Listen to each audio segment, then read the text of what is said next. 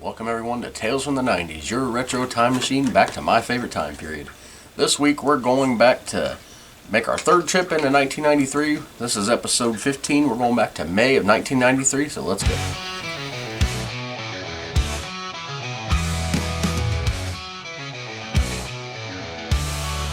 Tales from the 90s never die. In our hearts they testify. VCRs and mixtape spins, where every tale begins. Tales from the crypt, marathons, wrestling wars and morning yawns. Play kickball in the street, man those days can't be beat. Tales from the 90s never die.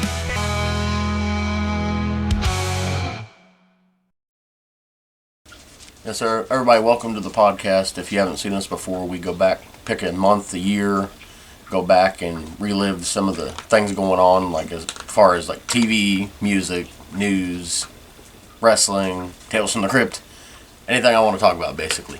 I got a new segment coming, and these things just like pop into my head. It's like, well, let's add it to the podcast. So this podcast is ever growing. But before we get started, if you can see my board here, it says "Get Well, Taz."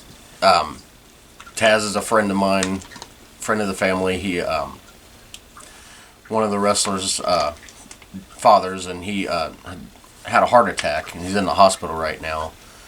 Just want you to know, man, I hope you get better soon. We definitely need you back at wrestling. you get Vern riled up.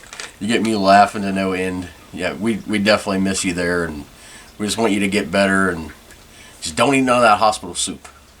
No soup. But yeah, just seriously, get well, man.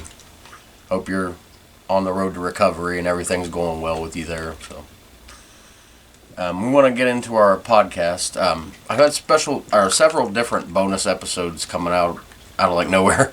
Been doing a lot of video game play-alongs, mostly Nintendo 64. Well, I should say all of Nintendo 64. We'll be doing other stuff. Some Sega Genesis. Of course, during this time, May of '93, Sega Genesis and Super Nintendo were the two big ones going after each other. Regular, original, whatever you want to call it, extra crispy Nintendo was still just barely going along. They were still making games to support it, but it was mostly Super Nintendo and Sega Genesis that were clashing. But we'll also be doing some watch-alongs in the future. There's something that's actually not from the 90s, so it won't be a podcast, obviously, but Hey Vern, it's my family album. It's an Ernest special where he plays all these different characters that... it came out in the 80s, but I watched a lot of it in the 90s. Like, I would watch this all the time, have it memorized. So, we'll be doing a watch-along with that soon. Hopefully it won't get blocked. He's showing off some of the funniness of Jim Varney, who played Ernest, if you weren't aware, and some of the versatility. Speaking of Ernest, Bill Blurge, I think I'm pronouncing his name right. He, wasn't a very big actor, but he had some important roles in Ernest movies, especially my favorite one of all time, Ernest Goes to Jail. He plays Bobby, the mostly silent security guard. He barely said maybe 2 sentences the whole movie. Maybe it might have even been 1, but like all his facial stuff and everything else, he was so good. He passed away. I believe it was a couple weeks ago, but they didn't announce it till a couple days ago. So rest in peace to you, Bobby, as you are known in the movie. Just one of my favorite characters besides Ernest. But we're going to start this week talking about movies. I don't know if you can see on the shelf here, but the movie that came out this month that I have a lot of experience with, for better or for worse, it is the Super Mario Brothers movie. Now, if you're thinking of, how'd that come out in the 90s, you're thinking of the wrong one. I'm not talking about the new one. I liked the new one. Except Jack Black was annoying as freaking Bowser. The Peach song is so annoying. That's another topic. But, yeah, Super Mario Brothers, the movie, it really had nothing to do with the Mario Brothers other than some of the characters and a couple of the concepts. If you've ever seen the movie, let's see, the back makes it sound like it's the world's greatest movie. Buckle up and hang on tight. The discovery of a parallel universe launches you into the adventures of a lifetime. Mario and Luigi, two wacky plumbers, undertake a daring quest to save a princess and Dino Hatton. that right there tells you they're not even taking off the game. They're basically, like it says, they find a parallel universe. Mario and Luigi are these plumbers, which, is about one of the only things they got right. And they try to save the princess, and just, it's funny, it's goofy. If you don't go into it, expecting the world of any of the Mario Brothers games, you'll probably enjoy it for its cheesiness, early 90s cheesiness. But it is absolutely a train wreck of a movie if you're thinking of Mario. Like, they've had better, in the 90s they had Mario cartoons. Of course, they had the Super Mario Brothers Super Show. I believe that was 80s. That was more Mario-esque than this. This thing was a bomb.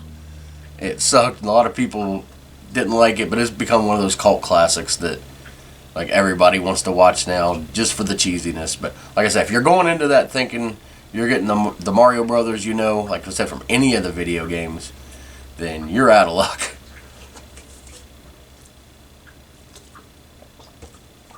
But like I said, I was in 3rd grade at this time, finishing up 3rd grade in May. It was the last month of school, really, and just some of the memories of that was my first year in Norwood View. I'd started the 3rd grade year in Brantner Elementary, which is in Mount Carmel, Ohio. I almost said Illinois. I've never even been to Illinois. But I ended it in Norwood View when we moved to Norwood, into that one house. The first house we lived in Norwood, right next to the second house, which is going down the line. But just a lot of memories of that school, like. Going into the cafeteria, you'd have to stand outside, and everybody makes their way into it in this hallway. There was this white wall, and and they repainted it every 3 or 4 years, I think. But anyway, people would have their money out, and they'd be rubbing their dollars on the wall, and it would turn the walls green, and we called it the booger wall. I know, elementary school humor, the booger wall. But I've seen a lot of kids actually put boogers on the walls. So after that, I kind of stopped rubbing my dollars on it. Marky forever, give me dollars. No, we had to pay for lunch then. Some of these schools now, the kids are lucky and blessed, and I'm not crapping on it, but it's days, I think, which is good. I'm not, like I said, I'm not saying that they shouldn't. Everybody should have access to a school lunch, whether they're rich or poor. But back then, only a few of them had it, and it was a card, like a little card that they look at, and of course everybody was embarrassed to have it, which is horrible, but it's a thing that's gone on forever. Bullying has gone on forever in school. Anything that makes anybody just a slightly bit different.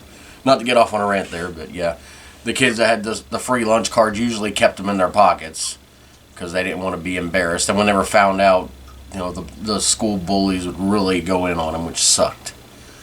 But speaking of that cafeteria, I was so happy because in 5th grade, the 5th graders got to do lunch detail, where they would help out in the cafeteria. It wasn't a punishment.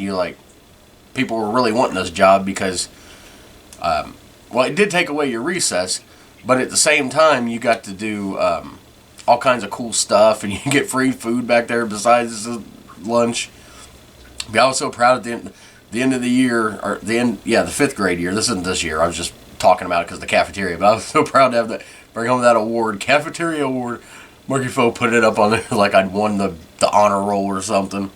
But yeah, that was, and I was like a backup anyway. Like somebody didn't want the position that originally applied for, because you had to apply for this thing like it was some kind of you're running for president or something. Oh God! Speaking of president, this year, by the way, today I'm recording this is actually the inauguration of Donald Trump, the 2nd year. If you're watching this, I didn't record this in 2016 or 17, whenever he took office. But not gonna get political on here. You can say, "Oh, boo Trump, yay Trump." I'm not getting political, but this year was the year that Bill Clinton was elected for the first time. Obviously not in May, he took office in January. But I was such a dork. I went around pretending to be Bill Clinton. And I actually had friends that would go along with this. Like, I had this one girl who pretended to be my wife. Like, I wasn't like, didn't have any like feelings for her. We were just joking around. But she would pretend to be Hillary Clinton, and every day we go outside and pretend we're doing the inauguration. Oh God, it was just thinking about it makes me cringe. It's so dorky. Like everybody, the athletic kids are out there playing basketball, or the more social kids are just talking normal. I'm pretending to be the freaking president of the United States. I should just cut this whole section out, but anyway. Yeah, acting like an idiot. But when I wasn't doing that outside, I was wrestling, of course. I told that story before. The batting cage for baseball or kickball, whatever you wanted to play out there.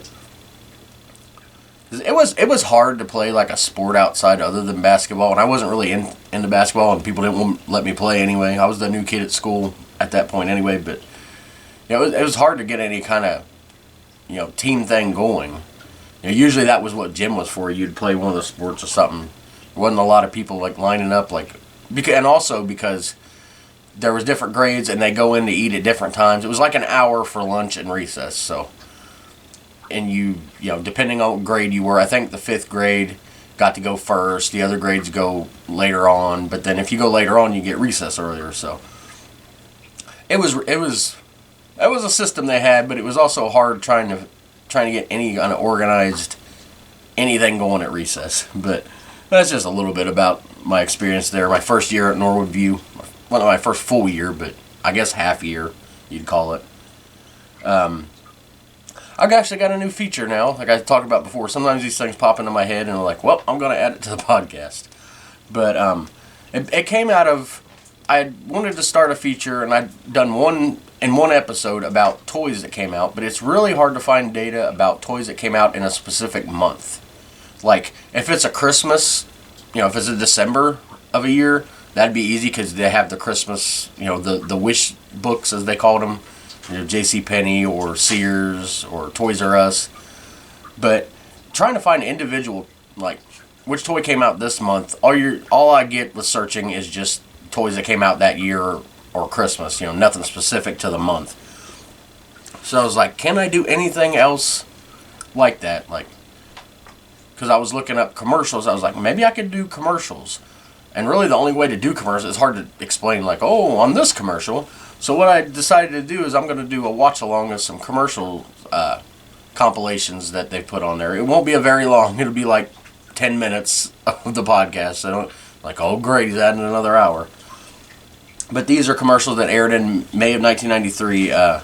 This one specifically that I found is from the VHS Files, so check out their YouTube channel. Hopefully they don't give me a copyright strike for using their footage. I've given them credit, and I'll put their link in the description of this video wherever it's at, so that way. And by the way, if you're watching, or if you're listening to this on Spotify, I'm sorry. You're just going to have to hear the audio of the commercials. Hopefully this watch along turns out right and I get the technology right. Otherwise, this whole section is gone and you'll never know it. But these are commercials that aired during The Simpsons on Fox. Just, like 10 minutes worth of commercials that aired. I don't know if it was the same episode or a couple of them, but I've watched a few of these compilations before. They're really fun. I didn't watch this one ahead of time, so anyway, next time I won't go through the 9-hour description of what you're about to watch, so we're going to go to that watch along right now. Alright guys, we've got my little watch along set up here. Let's see how this goes. Thanks to the VHS Files for this video. Make sure you check them out. Oh no, these commercials could be boring. You hear my dogs whine in the background. Oh, of course, use the X-Files song. Turbo speed with a secret. Hijacker. Oh, that's a pretty cool car. 2 cars in 1. Sorry, I'll be looking down the screen, obviously. With rechargeable 9.6. I think I remember that. Hijacker. It's 2 cars in 1. Battery pack required. Sold separately from The Hijacker. That's a pretty cool car. Grapefruit drink that's actually sweet? Yeah. Ocean Spray Ruby Red. Do not like juice grapefruit drink. juice. It's got a sweet taste that's really different. If this is grapefruit juice, I remember this is commercial sweeter too. Ruby Red. Surprisingly sweet. Ocean Spray. I didn't remember Ruby Red. Ocean Spray coming in a can, but. Alright, what movie we got here? They've got cash. Josh? They've got cars. Sam? They've got food. But there's only one thing that can stop them. The 7th grade. Join Josh and Sam on a road trip I don't remember this you'll movie. never forget. See, Mom, this is what happens when you drink while you're pregnant. Josh and Sam. Never heard of that movie. Looked funny, though. Theaters Wednesday. Oh, Mr. Energizer Bunny. This would be Dr. Claw.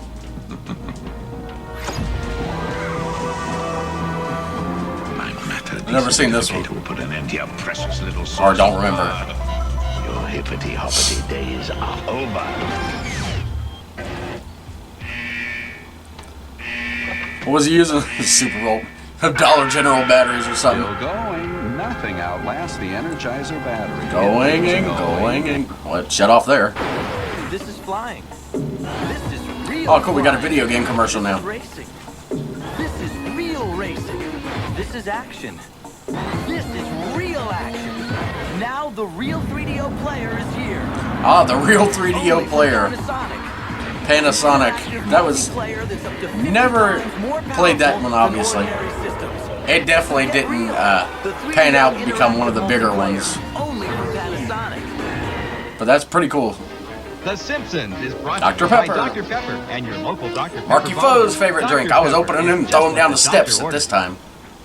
And so, I remember this one. Adams, what do you think? You're right, Professor. Diet Dr. Pepper does taste more like regular Dr. It does Pepper. not. Diet Dr. Pepper. Diet Dr. Pepper is nasty like any other diet pop. Some mountains are over 500 million years old.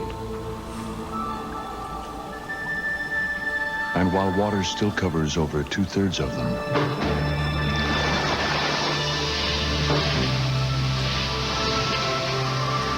Is this an environmental commercial? They had a lot of those. Jeep. here's the rest. Definitely not environmental. You can see the lines, the tracking of the tape going through this. I love this stuff. What is big? Supposed to be like Bigfoot. What do we got here?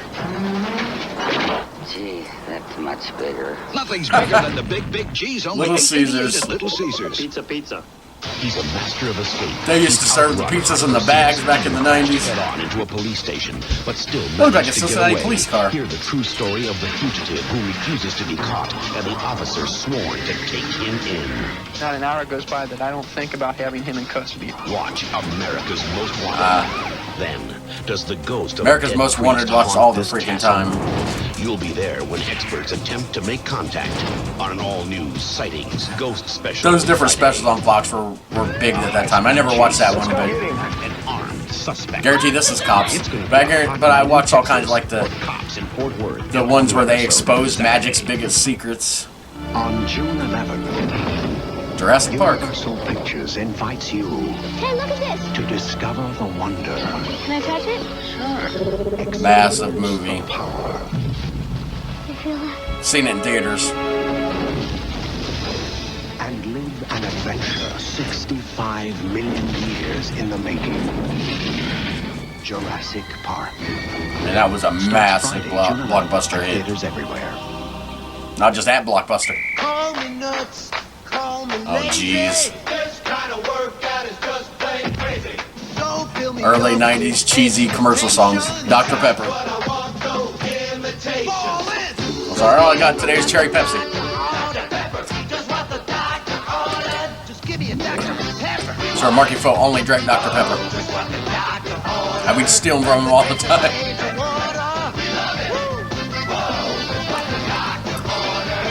Back in the early 90s when you could just break out in a song and everybody With its cool dance and new sing about look pop. and refreshing new lines, the new Ford Ranger Ford Splash Ranger. is the first and only compact flare side, the 1993 Ford Ranger Splash. Did not remember the Ford Ranger Splash. Start making some waves.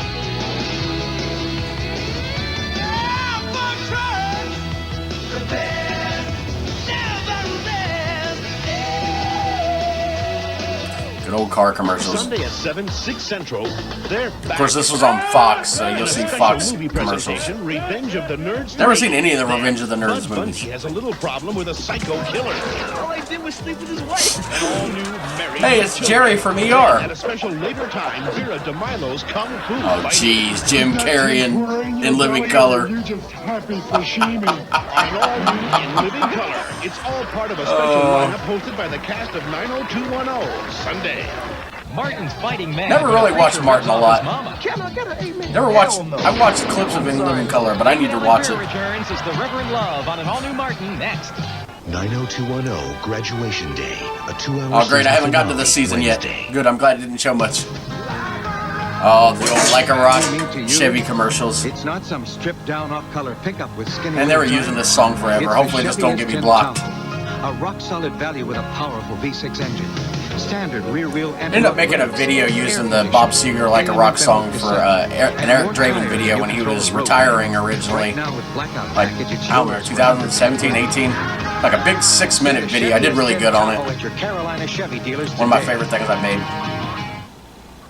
Looking for a smart way to earn up to $30,000 for college? Call 1-800-USA Phone booth. Army and ask how to qualify for the new Montgomery GI Boy, that Bill brings back plus the Army memories. College Fund. $30,000 for college. Army recruiters were heavy then. Listen up. Another Dr. Pepper commercial. Of course, they're going to have many of those. The show was sponsored by them. This dork dancing again.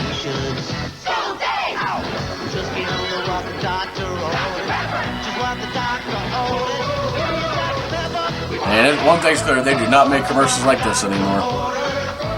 Everything's liberty, liberty, or crap. The weapons are deadlier.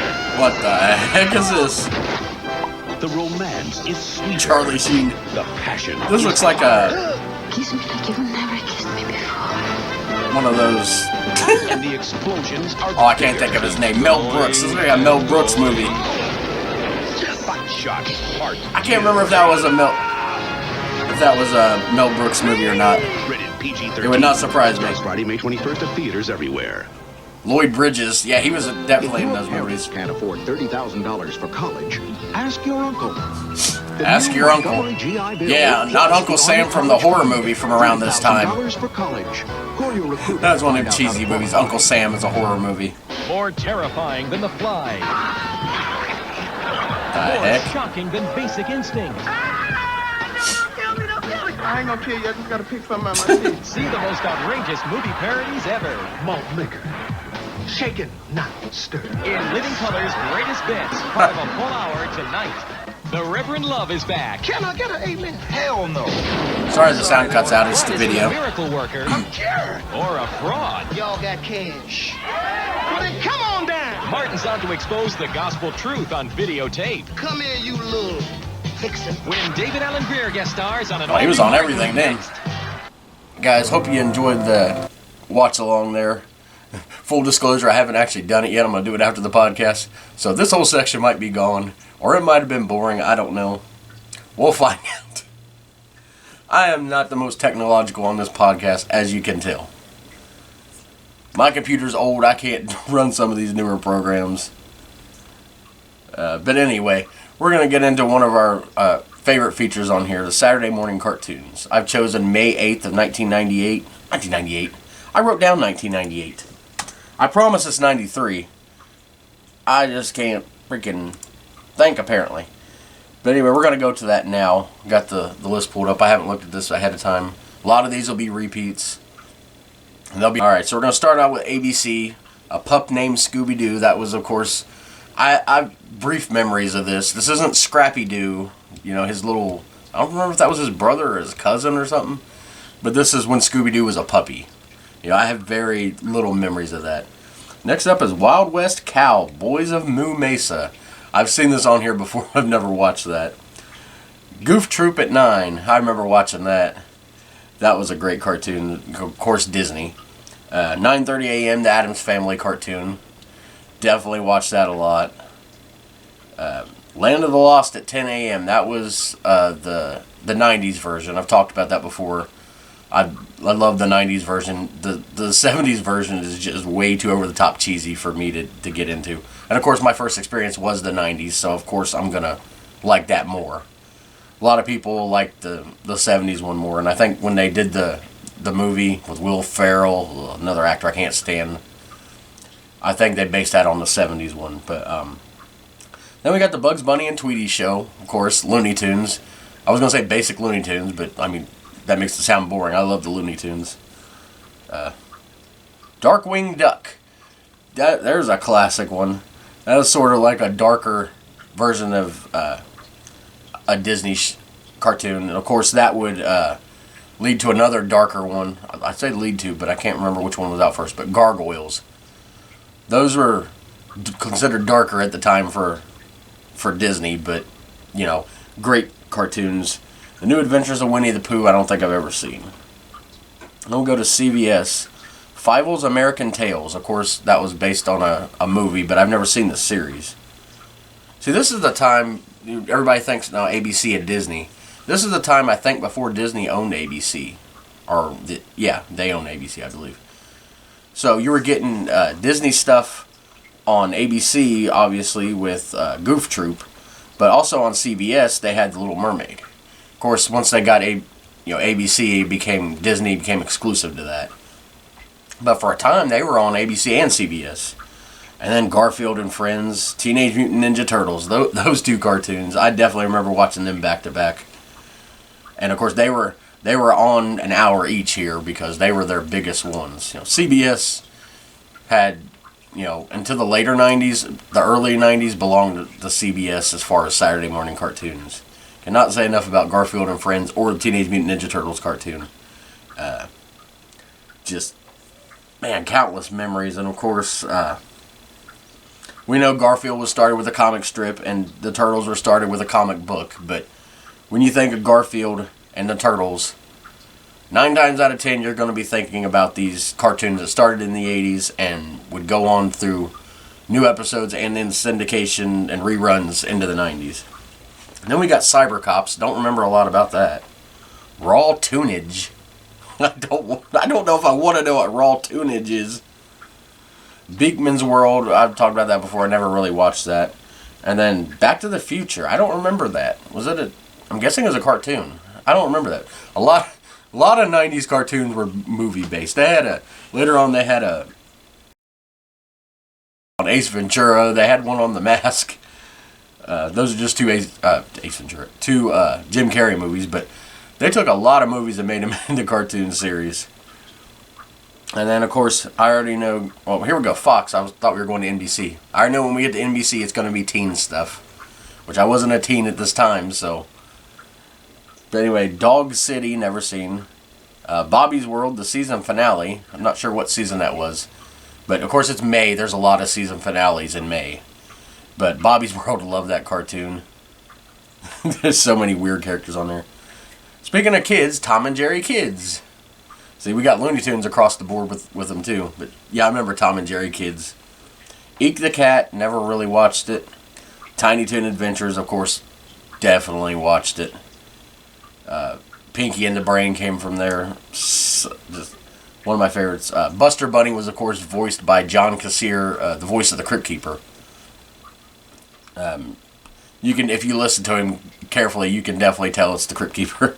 Tasmania, great cartoon. X-Men, like I said, I don't like the superhero movies, but I love the X-Men cartoon. And then Super Dave, Daredevil for Hire, never watched it. And then, like I said, NBC, we've got Saved by the Bell, which I love. I've never seen the complete series, I don't think. I've just seen it here and there. I probably watched more, majority of episodes. California Dreams, never seen. Saved by the Bell on again at 10. Then Name Your Adventure, I've looked that up before, never watched it. And then the NBA Inside Stuff, not a real basketball fan, so I never watched that. But yeah, just based on the lineups here, I would definitely, Fox and CBS were close. I think I'd actually give the edge to Fox for having the best lineup. The other ones had some good ones. CBS was close, but I think Fox had the best lineup at this time. And of course, this is before they'd get Power Rangers. I think they got Power Rangers starting in the fall, and then they were off from there. That mid to late 90s cartoon, Saturday morning cartoon lineups, and it wasn't just cartoons, obviously, with Power Rangers, but that, to me, blows away any other time period. And I know there's a lot of people that are like, oh, what about the 80s? And yeah, I was born in 83, which would put me at 6 when the decade ended. And not a lot of memories from that time, but definitely a lot of memories from 6 to 16. So that's why I'm always, you know, most of my stuff is talking about the 90s, because that's the time period that I have the most memories from. I may do something about the 80s in the future, but it won't be as many memories as other things, because, you know, how many memories do you have from 6 before? I have a handful of them that I remember, and I've probably told them all on here before, because wouldn't have another chance. But anyway, speaking of memories, this one's not a very good memory, really, but I figured talk about it. It was, I don't know if it was this exact month, but it was around this time, and I believe it was 93. And springtime, not either spring or summer, but it was the last time I would get to spend any time with my dad until 1999. A lot of it had to do with Marky Foe. I don't exactly remember what happened, but my dad was able to come over once we moved to Norwood. He came over and would watch us while they went out to the bar until they started just leaving me in charge or taking us. But I don't know. Something happened. I don't remember exactly what it is. Like, but anyway, Marky Foe came in. He's probably drunk. I guarantee he was, not probably. He was drunk anytime he went to the bar. That man just couldn't have a couple beers. He got flat freaking drunk every time. But came home and started on my dad or something.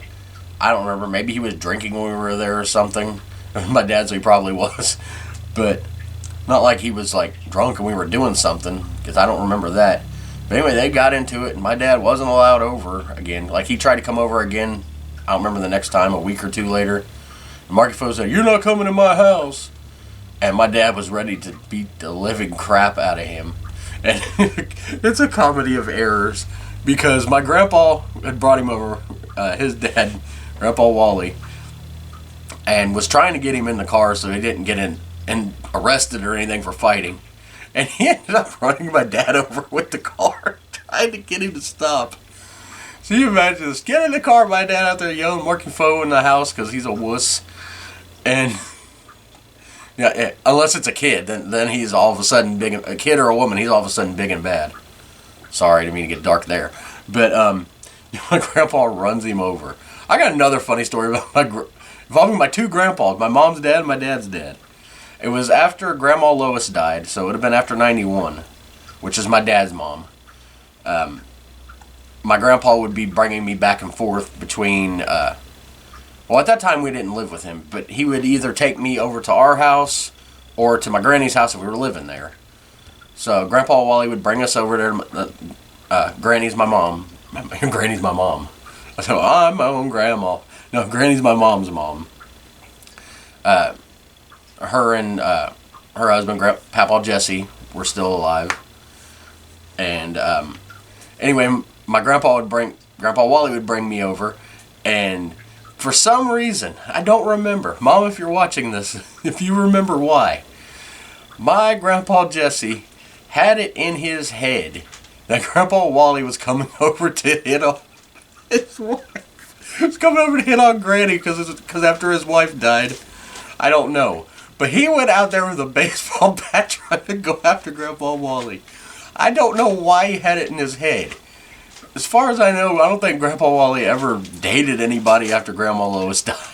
I don't think he had any interest in anybody. If there's a time period, because there's a lot of time I didn't get to spend with him because of the Marky Foe crap from, like I said, 93 to 99. That's 6 whole freaking years that I lost.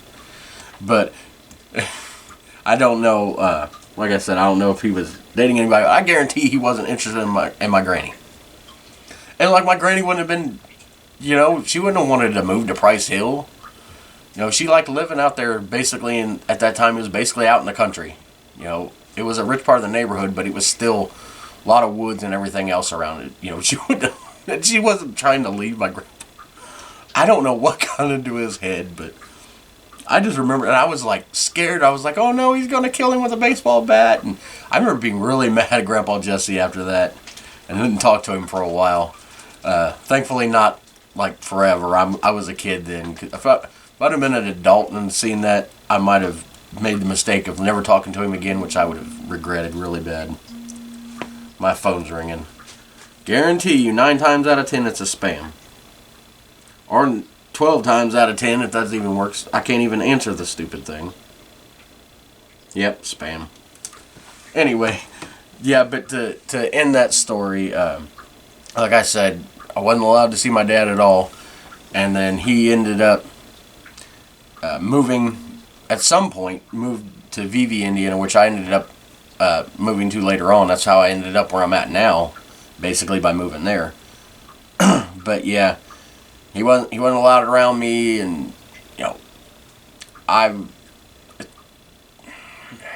it's one of the things that really, like, that makes me madder than all the times Marky Fo hit me. The 6 years I lost with him, because when we got back together in '99, we had, I didn't even know it at the time, but we had less than 7 years left together. And then when we did get back together, I was an idiot teenager, and we would get into arguments all the time over stupid stuff. You know, a lot of it centered around my dad's drinking. He definitely had a drinking problem, but, you know, definitely was never violent or anything like that. It's just, we wish that he would stop drinking for his health. In the end, that didn't even seem to matter, you know, like, as far as what he died from, but just that time loss really, I'm trying not to think about it too much because it gets me all choked up, but and the sad thing is, when we came back together in '99, it was, of course, after Marky Fo was gone. So, you know, my dad called Granny, because, of course, I remember 231-6367, I believe, was Granny's number. 242-2723 was our number in Norwood. Weird how those things can stick in your head. Nowadays, you can't remember anybody's phone number because people are getting new phones all the time. But yeah, my dad still had Granny's number, and, you know, called her and said my Uncle Dan died, my dad's brother. And that was, you know, I'll get into that more when I get to the '99 episode of when he died and are getting back together. But yeah, just 6 years. Who knows? I might have ended up completely different than what I was. So I might have ended up better, you know, if I was able to see him. Is that Dad saying hello? Don't worry, I don't blame you. I don't blame my mom either. Marky Fo had a hold on everybody. You know, people say, "Oh, why didn't you leave him?" You just don't understand unless you've been in the situation the control abusers have on people. I don't blame her one bit for anything that ever happened to me. I know she tried, and then when we finally were able to get out of there, I acted like an idiot afterwards when I should have just been grateful we were out of there. But, you know, teenage hormones and everything else, who knows what was going through my head. But anyway, sorry for all that darkness on here. If you don't know me personally, like, what are you even talking about? But yeah, we're going to one thing now that of course, I like to talk about wrestling. Of course, this is '93, so, you know, not every company was having their pay-per-views, but WCW had Slamboree going on. This was Slamboree of May 23rd, 1993, known as a Legends Reunion. This is when they started their annual pay-per-views to kind of honor their legends. They inducted a few of them into the WCW Hall of Fame. Lou Thez was one of the all-time greats, multiple-time NWA World Champion. Mr. Wrestling 2, Vern Gagne, who ran the AWA, and then Eddie Graham, who ran the Florida territory, which, you know, Dusty Rhodes helped run, and, you know, definitely influential in the Crockett's, which, you know, JCP became basically WCW when they were bought out by Turner. But during this show, the Four Horsemen reformed for the first time since Flair had left, went to WWF, and then he came back in '93, and they got back together at this one. It was Flair, Arn, and Ole Anderson, and then the not very popular pick, probably the worst Four Horseman of all time, Paul Roma. Flair was not happy about that. This pay-per-view, Sid Vicious actually returned to WCW. It was after his being Sid Justice in WWF. Of course, he would go back to WWF and become Psycho Sid, and that was probably his biggest run. But this pay-per-view also marked the final appearance of the NWA World Tag Team titles being defended. The champions had those and the WCW World Tag Team titles, but it was the last time the NWA Tag Team titles were defended. The NWA World title would be defended a little bit longer. But yeah, that's certainly an end of an era. And then the main event of the show actually was Davey Boy Smith, better known as the British Bulldog, would challenge WCW World Champion Big Van Vader. Davey Boy won by DQ. Obviously, the title doesn't change hands on DQ. Everybody hates DQ finishes, especially for main events, but they serve their purposes. I have to actually go back and watch that match to see if it was a flat ending or if it was served its purpose. But couple title changes in this month. The ECW had been going for a couple months. They had just started on TV in Philadelphia and surrounding areas back in the month before. But the ECW Tag Team Champions, the Suicide Blondes, can't remember exactly who. There was 3 of them. Chris Candido was one. I can't remember the other 2. But anyway, they lost the titles to the Super Destroyers. And Marty Jannetty defeated Shawn Michaels for the Intercontinental title on Raw, May 17th. Of course, this has been after Shawn, the whole barbershop incident where Shawn threw Marty through the barbershop. And, of course, we know how their careers ended up.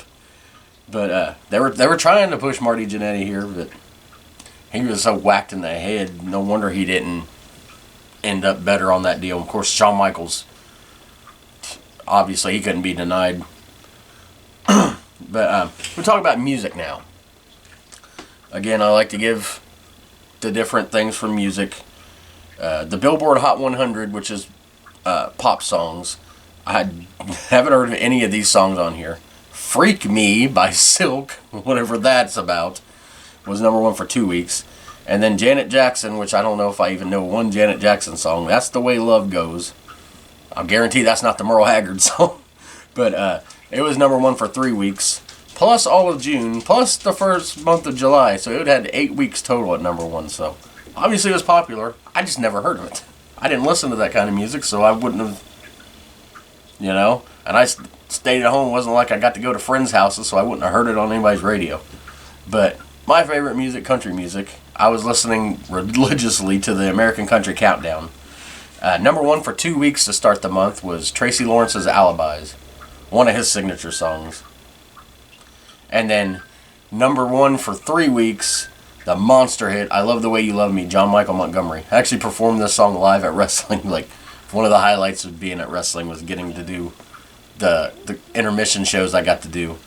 The one album of note that was released this month was Wynonna Judd's second album, Tell Me Why. Of course, the title track to that was a huge song, but her first album was probably the best. Of course, she's better known as being part of the mother-daughter duo of the Judds. But she started to have a really big single solo career is the word I'm looking for. But she didn't really last that long. Of course, the 90s could be fickle with some artists. There's a lot of artists that should have had better careers and didn't. But this month was actually the 28th ACM Academy of Country Music Awards. And I got the winners listed here in case you care. If you're watching this, maybe you care about my music. You're like, well, you talk more about pop music. Well, find somebody that listened to pop music and listen to their opinions on it, because I didn't. But Entertainer of the Year, Garth Brooks. 90s, of course, you can guess, any of the year of the 90s and say Garth Brooks is Entertainer of the Year, and you have more than a 50-50 shot of being right. But he performed the song That Summer on the show, which is one of my all-time favorites of his. It's off his The Chase album. And later this year, he'd end up releasing In Pieces. Once I finally get to a month where he releases an album, I'm going to go through it more in depth. I'm not going to play the music because I'll definitely get copyright strike. But I'll go more into that once I finally get to a month where he releases a song or an album. Every month and year I've done so far, and this is the 15th one, hasn't been one of those. I've just been chomping at the bit. But album of the year went to Brooks and Dunn, Brand New Man. Their first album was definitely huge. This is when they started their run as I'll venture to say the greatest duo of all time in country music, or in any kind of music, really, in my opinion. The top female vocalist was Mary Chapin Carpenter. Definitely not your traditional country type person, but she had a monster year that year. Top male vocalist was Vince Gill. I mean, who's going to argue with that? Nobody can sing better than that guy. Top vocal group, Diamond Rio, one of my all-time favorites. I've seen them in concert back in 2014. They definitely still have it. I've seen recent videos, still got it still. Top vocal duo of the year, of course, Brooks and Dunn. I don't remember if this is the first year they won that or if they won the year before, but definitely they would win that. They should rename the award after them, honestly. Single record of the year went to Brooks and Dunn, of course. Boot Scootin' Boogie. You just had to be there in the 90s. That song was massive. Back when the country line dancing craze was going on, and they would show on TNN, the Nashville network. They would have an hour twice a day, one at like around noon and one around 6 or so, where they would play music, but they would be showing couples line dancing at this, like, I can't remember exactly where that was. I'll have to look more into that. It was a line dancing club in Nashville. Wild Horse Saloon, that's what it was. They would show them, and you just watch people dancing and listen to the music for an hour. And I did it twice a day, every day. But yeah, Boot Scootin' Boogie was definitely one of those monster songs, and thanks to the line dancing craze, it definitely helped it get even higher than it would have. Song of the year, which is different. The single of the year is the one that did the most successful. Song of the year is really more an artistic thing, and also goes more towards the songwriters. That went to Vince Gill for "I Still Believe in You," which I believe Vince co-wrote. That's a absolutely beautiful song. Top new male vocalist, Tracy Lawrence. He went on to have a massive career. Like, one of my all-time favorites. Doesn't get talked about enough. Should be in the Country Music Hall of Fame, like, now. Top new female vocalist, Michelle Wright. Unlike Tracy Lawrence, her career pretty much fizzled. I think she had one hit. She was more popish anyway, so I think, everybody thinks of the 90s, old country went pop. But if you listen to the ones that were at the top, Clint Black, Garth Brooks, Alan Jackson, Travis Tritt, yeah, there was a lot of different elements to each, but the main one there is they were country, and you knew it. She wasn't, and that's why she didn't last, really. I think her number one song was "Take It Like a Man" or something. I think that's the only song I know of her. But top new vocal group and duo. Top new vocal group or duo went to Confederate Railroad. They had a pretty good career. Didn't last too long. I think their most famous song is "Trashy Women." But they had, which was a funny song, but they had a lot of serious songs with, they weren't just about the gimmick songs or the songs where they're basically a fad or something, like, you think of the dance songs and stuff.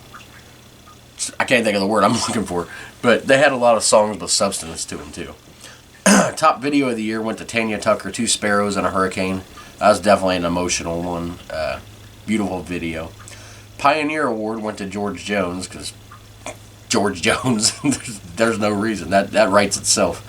And the Tex Ritter Award, which I had to look up, is given to like a movie or a TV show, something to do with the country music world. It went to Pure Country. Once I get to when that came out, I'll be talking more about that. But that was the movie with George Strait, where that movie is so good. The soundtrack to it is iconic alone, but the movie, George Strait, you'd think he just stands there and sings. You wouldn't think he'd be good as an actor, but he was really good in that movie. Can't say enough about Pure Country. And once I get to when it came out, which I believe was 92, might have been 91, late 91, I think it was 92. Anyway, once I get to that, when that came out, I'll definitely go in depth on that one. But we'll move it along now. I'm probably taking forever. Talk about sports. Of course, May, baseball going on. The leaders in the standings, the top two teams in each league. In the American League was the Tigers and the Blue Jays. and the National League was the Phillies and the Giants. Of course, the World Series that year would end up being the Blue Jays would beat the Phillies, so they kind of stayed at the top the whole year. This was back when they were still separated into the West and the East divisions and the National League and American League. Not like today where they have 3 divisions in each and they're more segmented. Cincinnati Reds were in the West. I mean, you consider Cincinnati the West of the United States? I mean, we're not talking back in the 1800s or nothing now. But, at this time the Reds were 6th in the NL West, 6 out of 8 teams. And we're only 2 games under 500. But yet we were 8.5 games back in the standings. That's why I like, a lot of people don't like, there's too many teams that make the playoffs these days, and that can be debated, but I like the fewer teams in a league concept because it gives you a better chance. We're literally only 2 games under 500, but yet, for all intents and purposes, basically eliminated at this time. Anyway, our manager was Tony Perez, a legendary player from the Big Red Machine, of course. He was later replaced this year by Davey Johnson. And some other sports stuff. NASCAR, of course, I wasn't watching it this time. I didn't really start until 2001, and I watched maybe about a decade till Jeff Gordon retired, and then I stopped watching. But Ernie Irvan won the race at Talladega. Jeff Bodine won the Save Mart Supermarkets 300, and I believe that was at Sonoma, California. And then Dale Earnhardt went on to win one of their longer races, the Coca-Cola 600 at Charlotte Motor Speedway. I can't speak. I try to talk too fast. But he won the Coca-Cola 600 at Charlotte Motor Speedway. And then, of course, he won his 6th NASCAR championship that year. So, yeah, definitely. A lot of the times I'm like, oh, Dale Earnhardt won this. Well, there's a reason he became known as a legend. Not just because trust me, it's not because he died in 2001 and everybody's like, oh, he was the greatest when he wasn't. He really was. Video games, of course, I talked at the beginning about the systems that were going head-to-head, but I got a list of the top selling video games for the month. And they were still counting the Nintendo games because, original Nintendo, NES, whatever you want to call it, they were still selling games for that. The top game for that month for that was Tecmo NBA Basketball. I guess the ones that... I guess they weren't making... Obviously, they weren't making, like, Super Mario World for original Nintendo. So it was mostly sports titles and, like, smaller titles that were coming out then because they were phasing it out, basically, to make games for Super Nintendo because that's where the money came from. Speaking of Super Nintendo, the top game was Star Fox. Heard a lot about that, and of course Star Fox 64 later with Nintendo 64, but I never really played it. Sega Genesis #1 game was Street Fighter 2. Love that game. If I'm going to pick a top game of all time, it'll be Mortal Kombat, and specifically Mortal Kombat 2. But Street Fighter 2 is right up there. I don't know why it's not remembered when people think of fighting games as much as Mortal Kombat, and maybe to some people it is, but from everything I've watched and seen, all the focus is on Mortal Kombat. Street Fighter 2 definitely needs more attention, and the Street Fighter series in general. Probably because they didn't get movies is probably why they're not remembered more obvious, or honestly. Sega CD, which never had a Sega CD, but the #1 game for that was the X-Men. Never played it. #1 game for Game Boy was Super Mario Land 2. I've never played that game before, but I've got emulators, so I'd love to play some Super Mario Land 2. Maybe do a video on here playing it for the first time. And then Game Gear, which was Sega's attempt at a handheld device like Game Boy, and their #1 game was Streets of Rage. It was like a side-scrolling, beat 'em up type game. But we're gonna move now into TV, and a lot of these things when I do TV, it's all like if I do summer months, they're out of season, so it's like there's not a lot to talk about. Well, this month there's not a lot to talk about on network TV simply because I've done 15 of these and I've talked a lot about all the TV shows I've watched. Eventually I'm going to go back and talk more about them. It's just I try to talk about something new each time so that way it doesn't become monotonous and boring. But the one show that actually was wrapping up its series finale was Quantum Leap. It was on Tuesdays on NBC at this time. I don't remember what days it ran normally, but this was actually their finale, and they didn't really get an ending. I think they were supposed to come back, but then they got canceled. But basically in this one, he finds out, he finds all these people from past leaps. Of course, if you don't know Quantum Leap, it's a science experiment, and the guy goes into this machine, and he's able to leap through different periods in time. Back in the original show, it was could only be during his lifetime, and he would leap to different points, and he would be there to basically either save somebody's life or to put something right, and then he would leap on to the next one. And the problem with the program is they didn't know how to control it, so they couldn't get him back. So he kept doing these leaps, hoping eventually he would get home. And in this one, he finds out that he could have the chance to go home, but instead of doing that, he goes on and continues leaping, and apparently just does it forever. I don't know. But who knows? They may have wrapped up the whole thing, but they weren't given the chance, which sucks about TV shows. Speaking of that, the Quantum Leap remake. A lot of you people know I hate remakes, but I actually love this show. It was different, but it was one of the main things people had a problem with was they focused more on the people there at the lab than they put almost equal focus on that than in the leap, which I didn't mind. It gives it more. It makes it so it's not like a carbon copy of the original. But another problem is that he can leap at different time periods. Didn't just have to be through his life. But I mean, that's just splitting hairs there. Obviously, it's a newer technology, so maybe they can do it. Anyway, that got canceled. They didn't get a chance to freaking continue that, which really pissed me off. But should have seen it coming. But yeah, Quantum Leap is definitely one I went back. I didn't watch when it was on, but went back and watched reruns. Me and my wife binge watched it. Great show. Definitely want to binge watch that again. Just sucks knowing that there's no definitive end. I guess it's about as good as end can be. Better end than the remake got. But yeah, so like I said, a lot of the network shows I've already talked about. Just a few highlights of cable channels. There was the USA Network, of course, wasn't as huge as it is now, but it was gaining ground still. It was one of the top channels in the United States, but you got to remember then there was, depending on your cable system, to 30 to 60 channels. Not like anything like they are now, not even counting streaming. You get thousands of channels on cable now. But USA would show some cartoons in the morning, and one that they showed on reruns a lot was G.I. Joe. Of course, I know that's more of an 80s cartoon, but I freaking love G.I. Joe. I had a couple G.I. Joe dolls, not many.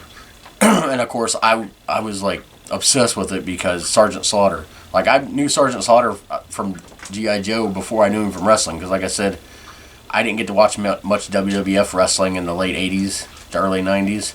I was mostly watching WCW in the early 90s. But, yeah, Sergeant Slaughter was on there, and I found out he's a wrestler, too. He instantly became my favorite character, but, yeah, the G.I. Joe and Cobra Commander, because, I mean, they couldn't be like, okay, we're America, and we're facing these other countries, because there'd be all kinds of problems with that. So, Cobra Commander, basically, you could tell it was the Middle East that they were targeting. Of course, this was leading up to Operation Desert Storm. But, they made it kind of ambiguous of, we're not talking about, this isn't Iraq, this isn't Iran, this isn't, Saudi Arabia, this is Cobra Commander. But you could tell.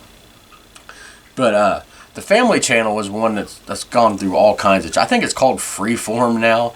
It's been known as Fox Family, ABC Family. I believe during this time it was Family Channel. And they would show all kinds of reruns and stuff. They, Shop Till You Drop. I was just talking, my wife was watching a show, I think it's called Rage in the Cage or something. It's newer. She said it reminded her of this. Shop Till You Drop was sort of like a supermarket sweep, where you go into these different, you go upstairs and you got to look for these different things. We differ. I like supermarket sweep better. She likes Shop Till You Drop better. But both, the supermarket game show craze of the early to mid 90s, I guess. It was a different time.